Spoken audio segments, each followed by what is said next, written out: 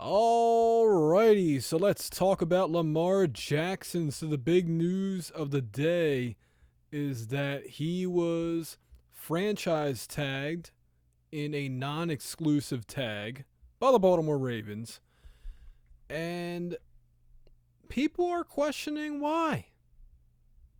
I mean, absolutely, he's an exciting player. Absolutely, he has sold a lot of merchandise. Absolutely, he has put up the numbers, he has broken the records.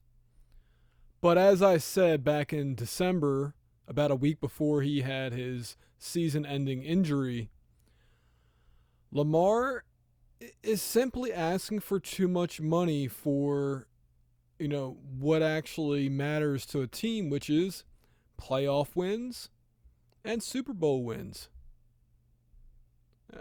At the end of the day, football is a business, and if you're asking for too much money, then the business is going to say no. And now this is what I read. I can't exactly substantiate it, but I was told that Lamar turned down a contract that had $125 million guaranteed.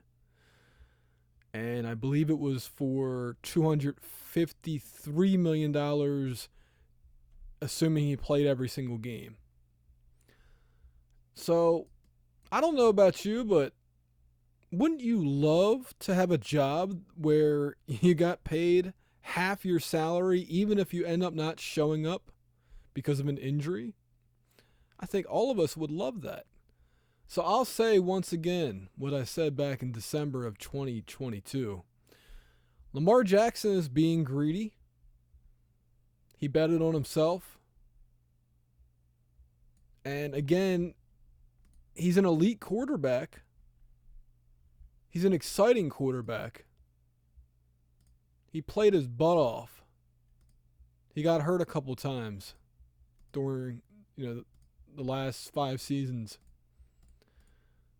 But there's only so much money to go around, and if everybody's talking about a wide receiver, number 1 or number 2, or other weapons, we'll say, for Lamar Jackson, if he's taking all that money that he might be asking for that we are not privy to, obviously it's higher than $125 million guaranteed. The guarantee is the issue. But man, $125 million for 5 years of football? Whew. No way I'd turn that down. Not that I'm a football player, but man, if somebody was offering me that much money, $125 million guaranteed, and I walk away from it, call me crazy. So, Lamar, best of luck to you with getting paid by some team out there. Monday, we'll find out if there's any teams interested, and we'll see how it goes. I honestly think this was the best option for the Ravens and Lamar, because it's basically like, it's like you don't know what your value is until it's put out there in public.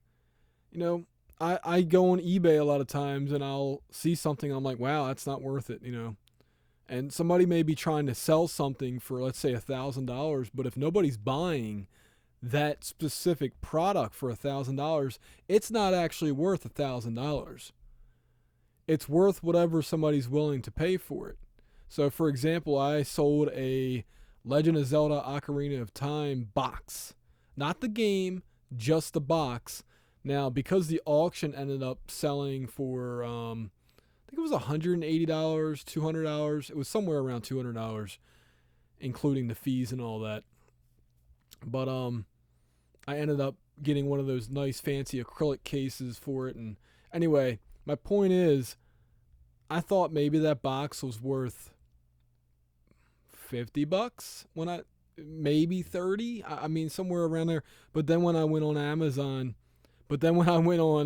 eBay and saw people were bidding on a box in worse condition than the one that I had, and it's ended up selling for $80, I was like, wow, Mine ended up selling for close to 200 because it was in excellent condition. So, Lamar, again, best of luck.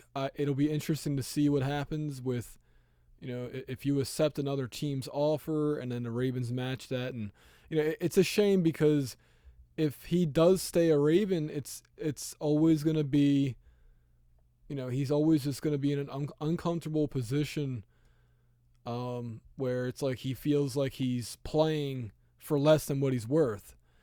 But at the end of the day, you have to just, you have to accept the facts of life, But good for him. If he can get that bag as it were. That's about it.